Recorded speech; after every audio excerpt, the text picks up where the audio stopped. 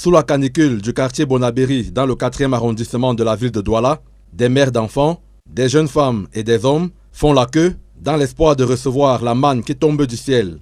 En effet, l'opération de vente promotionnelle du riz initiée par le ministère du Commerce se poursuit. La caravane a jeté son dévolu sur la capitale économique du Cameroun. Sauf que ces dames doivent s'armer de beaucoup de courage et de patience pour acheter la denrée. On pleure la famine depuis 4 heures du matin que je suis ici. Nous avons faim. Le Cameroun a faim. Réputé pour abriter des milliers de déplacés internes de la crise anglophone, le quartier Bonabéry déborde de ces ménages qui vivent sous le seuil de la pauvreté.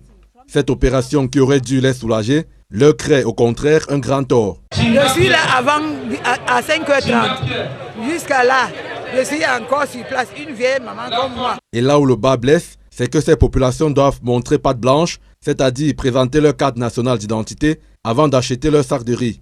Une incongruité, soulignent les acteurs de la société civile, à l'instar d'un dit Lucas, qui soutient que cette initiative n'est pas d'envergure nationale, qu'elle se tient dans les grandes métropoles, quid des localités de l'arrière-pays. On pourrait alors, selon lui, s'interroger sur les objectifs réels visés par cette forme de collecte des CNI des citoyens. Les données ainsi recueillies peuvent être utilisées pour diverses raisons, craint dit Lucas.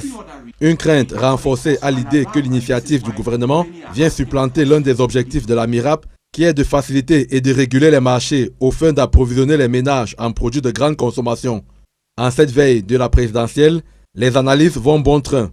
Le délégué régional du commerce pour le littoral avait pour sa part expliqué que l'exigence de la CNI est une manière de dissuader tous ceux qui utiliseraient ces sacs de riz à des fins mercantiles.